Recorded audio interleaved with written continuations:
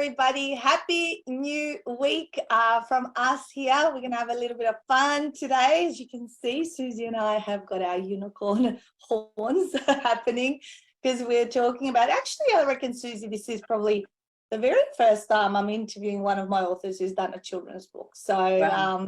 yeah, I haven't done others, but I am going to do them because we're coming through with more and more of them. But guys, first of all, let me introduce you who we're speaking to today. Actually, it's for the second time because last time we spoke to her, to her about, actually, it's right behind me, her book, Yes, The Body exactly. Connection.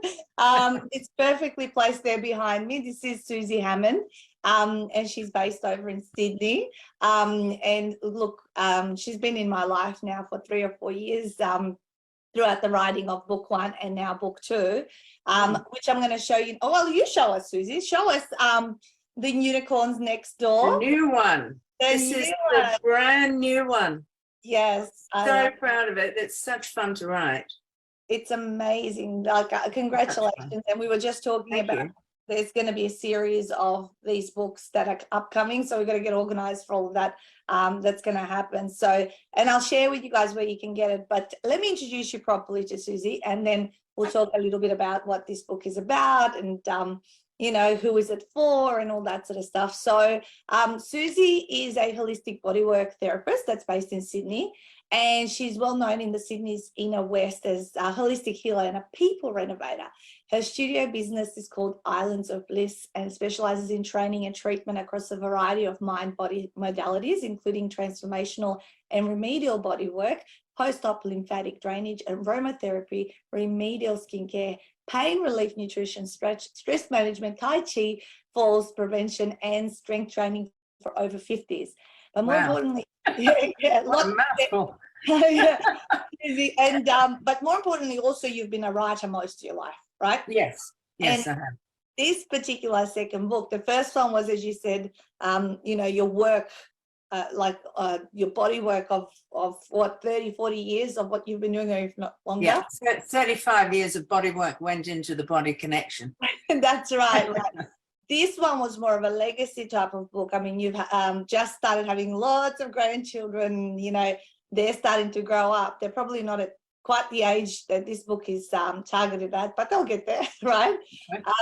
And so tell me a little bit about the passion behind writing The Unicorns Next Door.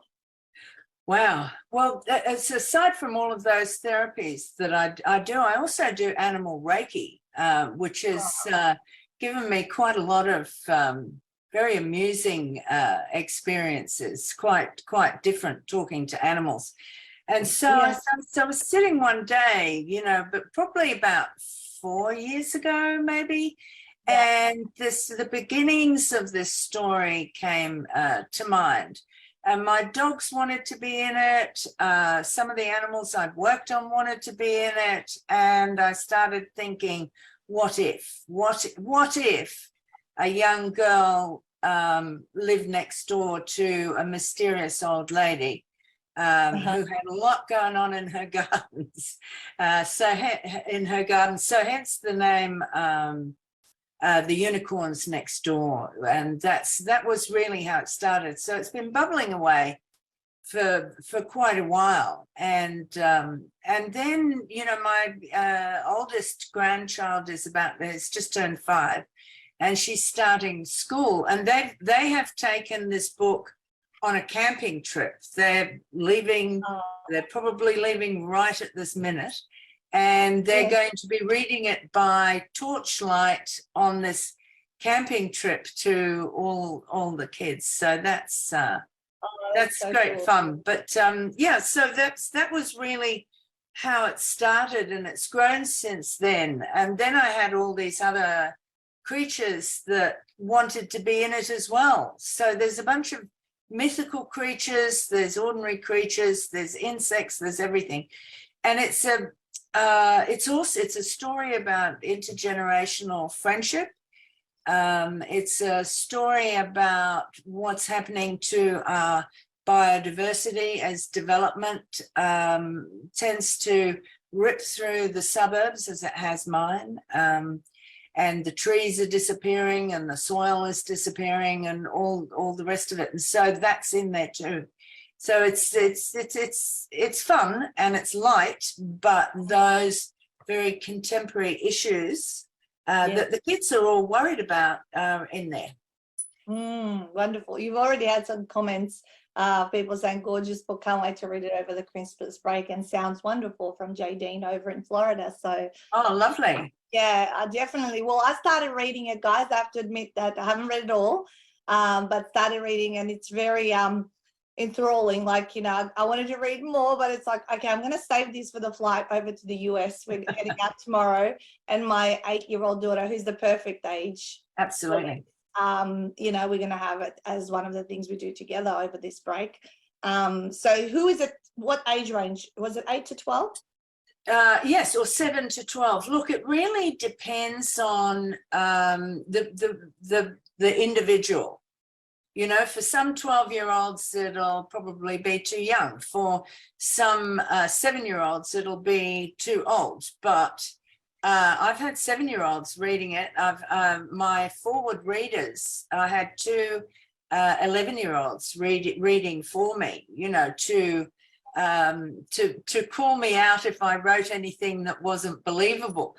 So given that I'm writing fantasy and real life merged together, the 11-year-olds are quite brutal, you know. So I feel very privileged that I've been able to work with them. But essentially it's junior fiction. It's a chapter book. So it's not a picture book, it's a chapter book to get kids used to having the pictures in their head, right? And the way that I've written it is precisely to do that. I've written it in a style, I hope that will make the video appear in the kids' heads as they're reading it, which is what good fiction is kind of about anyway. But particularly for this screen generation of young readers, you know. And I was doing a market on the weekend, and a woman looked at my book, and I said, she was with a 8 or 9-year-old, and I said, it's exactly for her age. And she said, oh, my daughter doesn't like reading. And I'm thinking, wow, she doesn't like reading. And I said, well, maybe she just hasn't got the right book yet. You know, so this is written for kids like that, who it's fast. The typeface, the font I've used is large. So it's a ripping read. So the pace of the writing is very fast, but also it's easy to read because of the font and the spacing and the internal design of the book. Yeah, I had a look at it, as I said, and definitely I said to you, the one thing that I noticed was like how descriptive it was. And you already made 1 million pictures in the first 3 pages, right? Yeah, of what was happening. Well, I write it as I see it. I mean, that's what I do. I have to tell you now, I didn't know what was going to happen in this book. I mean, I had a broad brush stroke, and people were saying, oh, what's going to happen next? And I said, well, I don't know. You'll have to tune in to when I send you the next chapter. You know, it's because I don't know. My characters tend to do all kinds of weird and wonderful things, and I just let them rip, and I report on what they're doing, really. Yeah, I love that. So throughout the writing, tell me a little bit about the process you went through. As you say, did you send chapters one at a time to a particular person or people? Or? Yeah, I sent I sent each chapter off to the 11-year-olds, and I had somebody who's in the education system in New York. I had a PhD read it, and I had my best girlfriend read it, who reads a lot. She's a voracious reader, and she's very fond of not only reading things twice, but she's very fond of children's fiction. Yeah. She really enjoys that. So, you know, that I think the thing they all had in common, it was a bit like me, is that they're all 9 at heart. Like, I'm actually only 9. So they were able to let their inner 9-year-olds off the leash to read the story. And so they got a chapter at a time, and then I had the feedback from that. And then I put it through a fiction editor, just to make sure that the structure was good. So that was an extra thing that I did on top of the 48-hour package. So, you know, it's as good as I can make it. And so the style now is set for the rest of the series. It comes under Urban Yarns series, and hopefully there'll be 2 more books. Nice. I was just about to ask you how many you foreseeing. So like a trilogy almost. Yes, a trilogy. And I'm you know, I'm doing the prep work for the 2nd book now, which I want to be out next year. That's called The Magpie's Warning.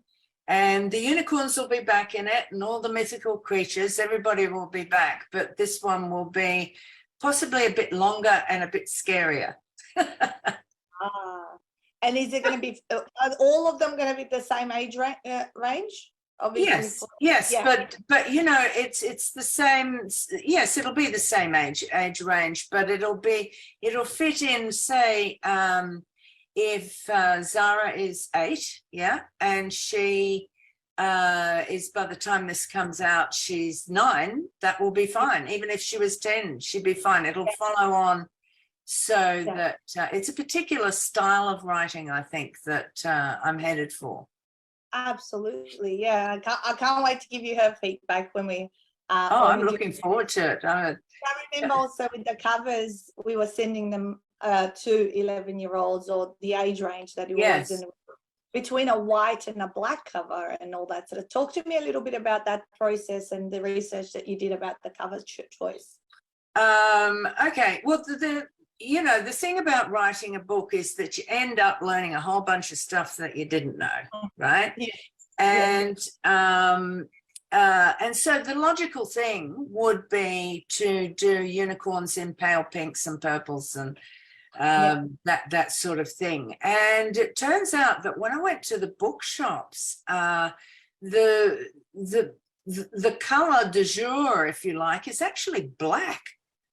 I mean, that's what most of the kids of that age group are buying, is it's kind of dark, moody covers. And so what I've tried to do, if you have a look, is to get a happy medium. You know, this beautiful blue-eyed, golden-horned unicorn here is the light part of it, but it also straddles that mystery of the darkness, you know.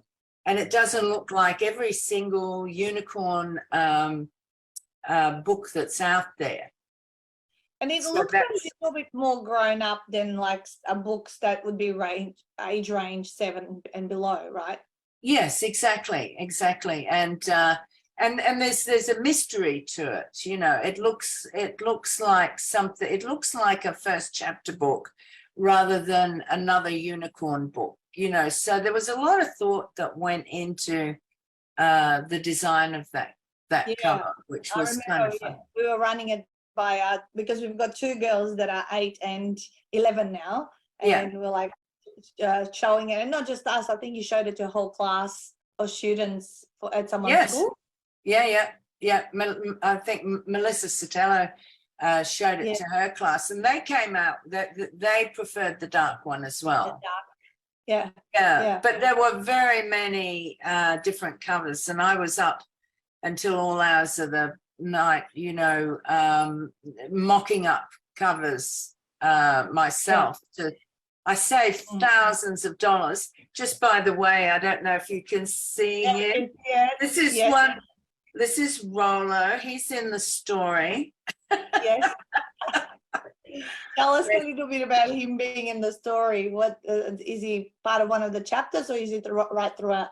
Oh, he's right throughout. You know how dogs, you know, how small fluffy dogs, when they're guarding the door, seem to become bigger. You know, they. Oh yes. So my dogs literally in the story, they literally become bigger. They're shape-shifting dogs. So these mild-mannered little fluff balls that I've got here Yes. you know, which were actually originally bred as watchdogs for the lamasseries in Tibet. Do you mind? And they were the internal watchdogs. So the dogs in the story, when there is a threat, become ginormous. Yeah, yeah. And Like that that. causes, huh? I like that movie where they go from little to massive. Little to massive, and it causes a lot of problems as well. And it will cause even more problems in the next book because they can't really control it. When they get their dander up, they're off, you know. And it's quite fun. And the old lady in it has got to has got to wrangle the dogs as well as everything else. Oh, I love it. I can't wait to obviously get stuck into it. It sounds so mysterious, and you know, they were like I think you've had a couple of testimonials there. The cliffhangers were killing me. Yes, You know, yes. someone, you know, which is really great. I mean, you know, you should be so proud of what you've created and the feedback you've had so far. And what a wonderful Christmas gift for a child of this age range right now that the book has fresh, hot off the press, guys. Hot off the press, literally. Look, I am very proud of it. There's a lot of work. There's a lot of work gone into it. You know, a lot of people just think writing kids fiction is a bit of a, what would you say, a bit of a cop out for a writer. But I have to tell you, children's fiction is not easy. No. You know, and there's a lot of competition out there, you know, not only in children's books, but in what they're watching on the screen and all of that. And so to get kids to read, it's got to be a ripping yarn. It just has to be. And I'm very pleased that when I say that I unleashed my inner 9-year-old to write this book, it's I literally did that. And I just let the characters do what they wanted to do. And then, you know, there's a lot of polishing with this kind of thing, you know. And let me tell you, anybody thinking of writing a children's book, it is not an easy option. Especially a chapter, you know, a chapter book that's got a whole like storyline and all that sort of stuff. This is not a small book, right? No, it's well, it's not a huge book either, you know. I mean, it's manageable for the age group. It's and each chapter, you know, has got, you know, the classic build and the cliffhanger. You know, I mean, when the young boy said to me, "The cliffhangers are killing me," I can't tell you. I might frame that email. He emailed me his review of the chapter, that, you know, and I might have to frame it, but it's on the website as one of the quotes as well, because I just thought, great, that's exactly what I want to have happen. Yeah. Have you read it to your 5-year-old grandchild? No, not yet, because I only got the books themselves 10 days ago. Yeah. And we had a lunch here, and you know, little family celebration, and that's what I said. They're taking the book on the camping holiday with them, and they're going to read it under the stars at night by torchlight. Very cool. So it'll help. The type font will help, because they're going to be reading it in the campsite under torchlight. But also, you know, for any grandparents out there that are buying this book, and grandparents who are having trouble reading small type and all the rest of it, I mean, this is for them as well. It's easy for the grandparents to read. Yeah, I know my mum has her phone set up at the biggest type, and you know, people are looking for books that are easier to read on the eyes, so that's a great choice. Yes, there's a lot of work that goes in. I mean, writing the book is a small part, as you would know, and anybody who's written one is a small part of the entire process. You know, there's so much goes on in the background, getting the book right. but also getting it out there and letting people know that it's out there. Absolutely. And this is one of the activities you got to do. You got to attend some interviews, and you got to talk to people. You got to spread the news beyond just say who knows of you, your family and friends and maybe clients, but you need to, you know, this is going to go out to a, you know, a huge community, and, you know, through our networks and all that. And the more you put yourself out there, you know, so let's talk a little bit about that. You know, how is the support and like the publishing process been the second time around? Obviously the first time you were doing everything for the first time. Yes. Right? You know, this time we did publishing only on this particular book, because obviously we don't mentor on fiction writing within, and we would never say to anyone do because it's not our, you know, expertise. But we certainly can publish any genre, which is what we did with this one.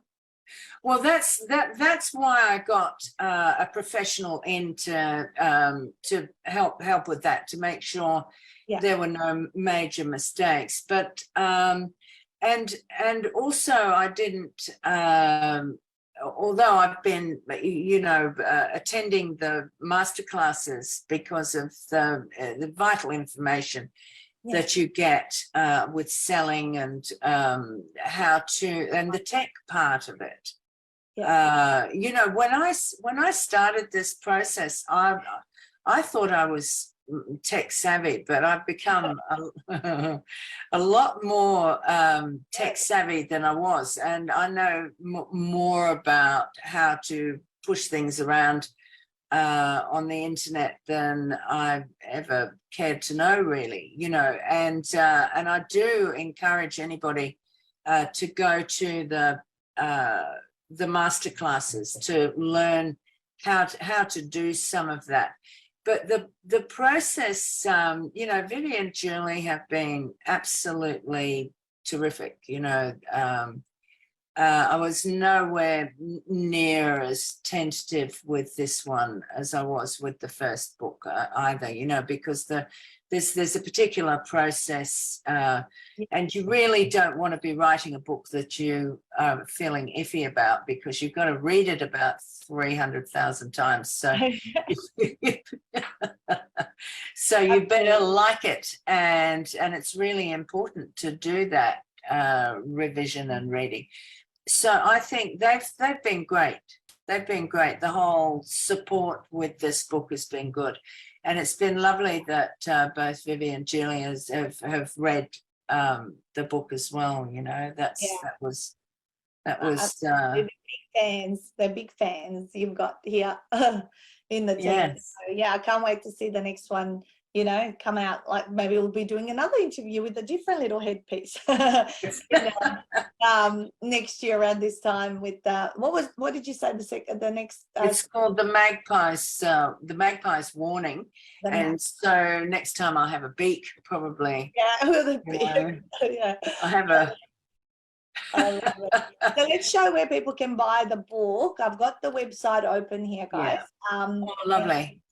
Here it is. It's called The Unicorns Next Door. So let me just scroll down. theunicornsnextdoor.com.au if you're listening to this as a audio recording, because it does go out as a podcast, and we can see some of the you know, testimonials right there, and that's what it looks through, and you can click through and you can buy them for whatever particular country, and you can find them on all your good online reseller stores. And of course, if you wanted to find out anything more about you know, Suzi's business, islandsofbliss.com.au is her other website for the Body Connection, which is her her business in terms of how she helps people with their health and well-being. So any advice you might want to give Suzi to maybe budding children's fiction authors, like, you know, now that who want to do it but haven't done it quite yet? Because I think you're coming from a place where I've never been, you know, now you've done something that I haven't done before. So what would be your best advice? So make sure you've got your age group right, and there are very specific conventions for each age group. You know, there's the tiny little ones, there's the 1 to 3s, there's the 3 to 5s, there's the 5 to 7 or 8.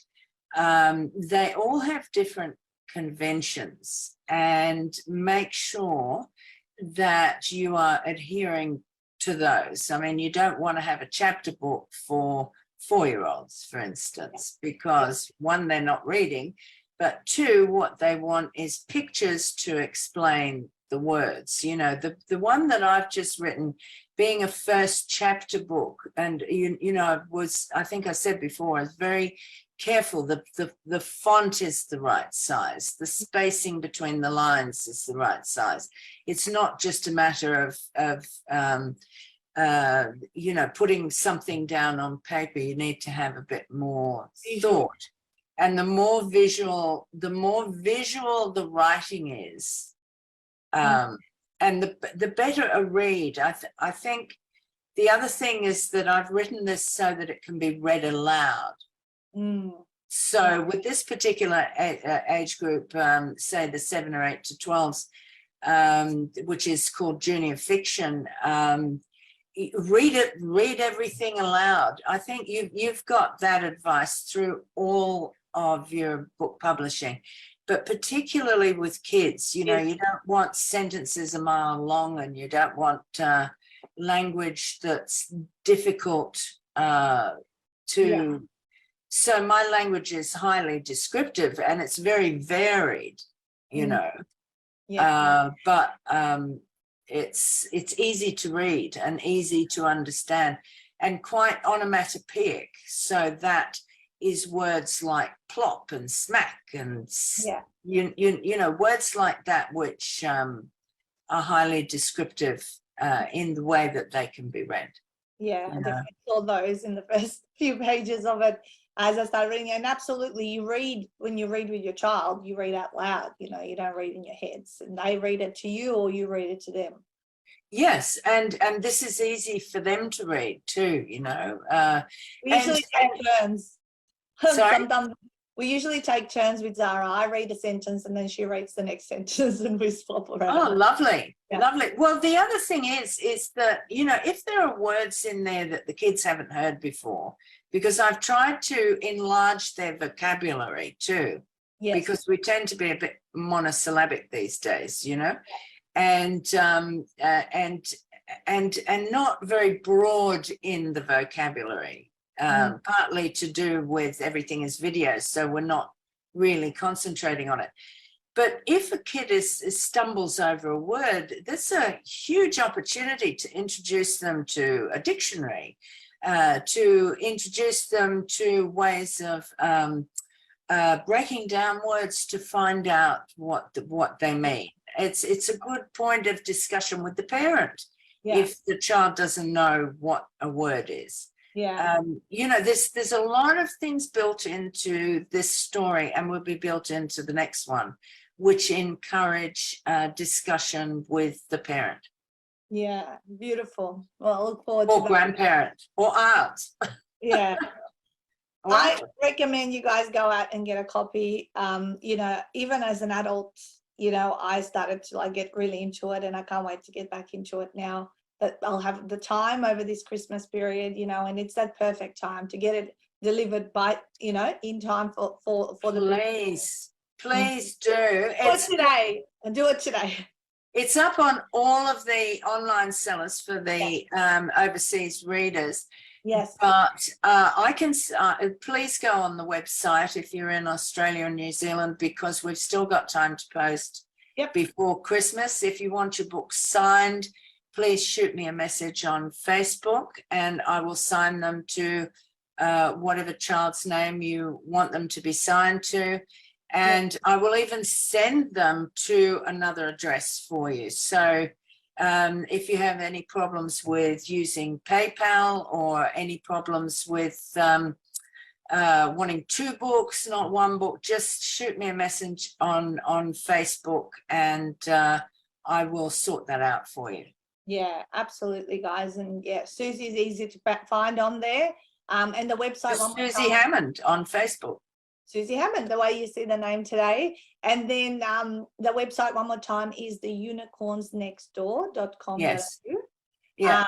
So Suzi, congratulations. I am super proud of you and what you've achieved. 2 quite different books. And yeah, we'll be working on the next one, and I really, really look forward to that. And of course, giving you my testimonial once I finish, and giving you one from Zara as well, and maybe even Mika, because Mika's still in the age range. Oh, please, anybody.